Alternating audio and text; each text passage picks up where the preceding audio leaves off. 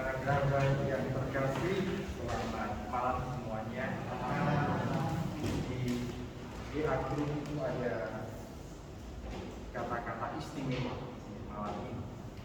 Istimewa karena ya kita sudah 2 tahun tidak pernah kumpul bersama karena pandemi. Istimewa karena kita juga punya pengurus komunitas kita, keluarga kita yang baru. Istimewa, tidak terlalu istimewa yang terakhir ini karena saya mengganti Romo Yoyo. Nama saya Romo Yoyo, jadi beda-beda tipis lah dengan Romo Yoyo. Ya, saya Romo CM, tinggal di Widodaren untuk yang belum ketemu. Para kerabat yang terkasih, bukan kebetulan menurut saya ketika hari ini kita berkumpul bersama menyatukan hati kembali sebagai satu komunitas saat kita telah sekian lama secara fisik terpisah karena pandemi yang kita hadapi bersama.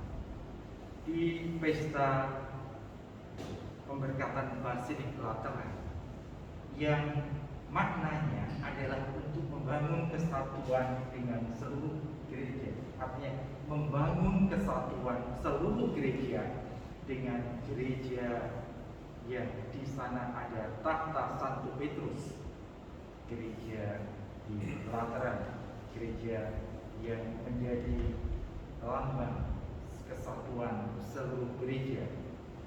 Seolah-olah Tuhan mau berpesan kita ini meskipun berbeda-beda disatukan sebagai batu-batu hidup yang dipercaya oleh Tuhan. Dengan kata lain, selain harus atau dipanggil, dipercaya oleh Tuhan untuk menampakkan bangunan rohani gereja Katolik. Dan bangunan rohani gereja Katolik yang kita mau tampakkan bukan bangunan fisik yang berupa gedung, tetapi bangunan hidup yang adalah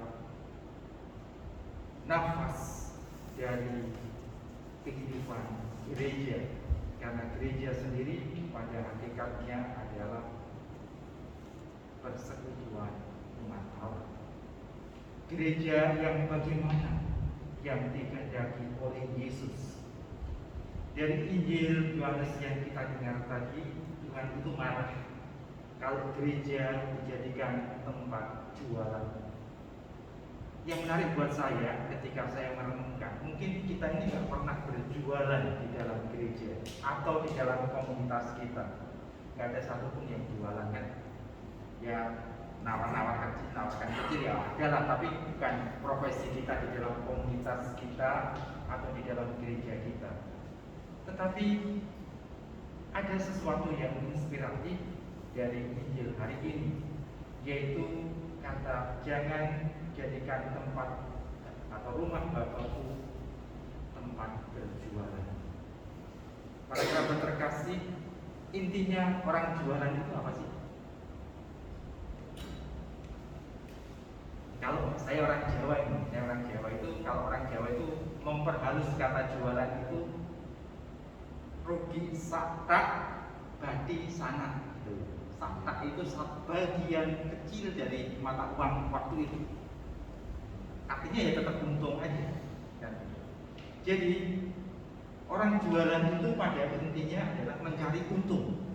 Untung untuk siapa? Ya untuk diri sendiri. Maka kritik Yesus gereja sebagai tempat yang mencari, yang harus bebas dari kepentingan mencari keuntungan diri sendiri itu masih relevan. Keuntungan untuk diri sendiri itu tidak harus selalu berupa kekayaan.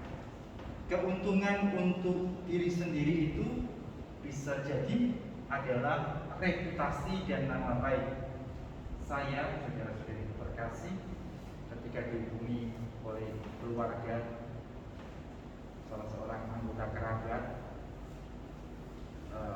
komunitas kita, Mas Yanuar, saya mau meminta untuk menjadi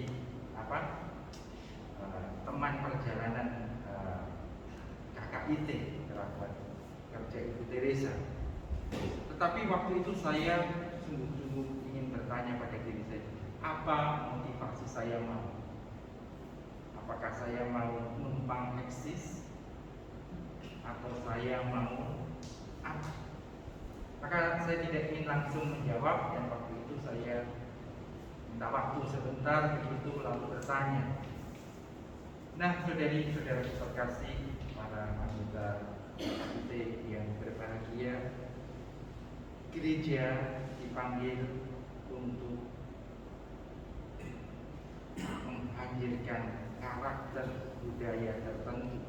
Gereja dipercaya oleh Yesus untuk menghadirkan budaya Kristiani, dan keluarga kita, kerabat kerja Ibu Teresa, secara istimewa dipercaya oleh Tuhan untuk menghadirkan tangan belas kasih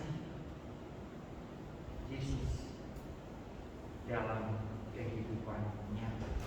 Dan untuk berbelas kasih itu kita seringkali harus berkorban. Saya ingin mengakhiri permenungan ini dengan satu penggal kisah dari Ibu Teresa. Saat ia memutuskan diri untuk keluar dari biara asalnya, yaitu Suster Loreto, dia kan keluar dari biara itu bukan karena dikeluarkan atau membuat kesalahan begitu, tetapi karena dia menemukan semangat hidupnya, panggilannya itu berbeda dengan panggilan yang dia tekuni sebelumnya. Sebelumnya dia berkarya sebagai seorang biarawati, ada karya tetapi juga seimbang dengan doa dalam kehidupan berkomunitas. Tetapi pengalamannya menjumpai orang yang miskin, yang susah, yang menderita, membuatnya dia menemukan keyakinan bahwa Tuhan percaya kepada dia untuk memulai kehidupan komunitas baru. Saat ia memulai karyanya di luar komunitas itu dengan mendirikan gerakan awalnya, ada banyak orang yang datang dan mendukung dia. Tetapi seperti ban, seperti roda, kadang ada di atas, kadang ada di bawah. Ada di mana? Ada suatu peristiwa di mana Ibu Teresa di awal-awal perjuangannya sungguh-sungguh kesulitan mencari tempat untuk tinggalnya.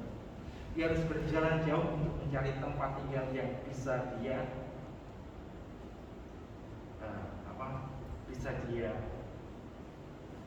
peroleh, dalam arti karena ya ada harga, ada rupa, kan begitu. Dia harus berjalan dan dia merasakan capek dan sakitnya berjalan. Ketika saat itu ia alami godaan yang paling besar itu adalah di dalam doanya. Ibu Teresa mendengar bisikan Roh Gabriel, kalau mau bebas dari pengalaman itu, gampang, tinggal balik lagi ke komunitasmu yang dulu. Maka sudah, kamu akan menemukan kenyamanan kembali kehidupan biara Loreto. Jangan salah paham, bukan berarti Ibu Teresa membenci biara itu, tetapi ia meyakini bahwa ia dipercaya untuk menghidupi cara hidup baru yang seringkali membawa pengorbanan perasaan dan juga bahkan fisik, yang seringkali juga menggoda kita untuk berhenti. Saudari-saudara terkasih, anggota kerabat yang berbahagia, terlebih para pengurus yang sebentar lagi akan diteguhkan janjinya, seperti ibu kita, seperti bunda kita, perjalanan kita dalam komunitas ini pasti ada naik turunnya. Ingatlah pengalaman Ibu Teresa ketika dia sedang mengalami putaran di bagian bawah.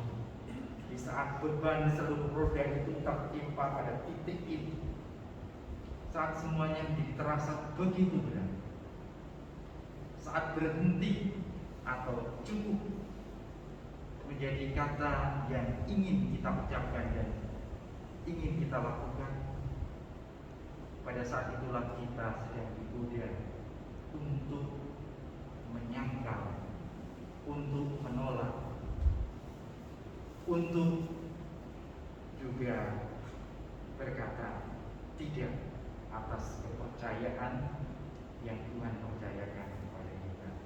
Semoga komunitas kita menjadi komunitas yang menghadirkan cinta kasih Allah yang nyata. Amin. Saya mengundang para pengurus untuk berdiri dan nanti kita semua menjawab dengan pertanyaan, dengan pernyataan ya saya sanggup. Silakan.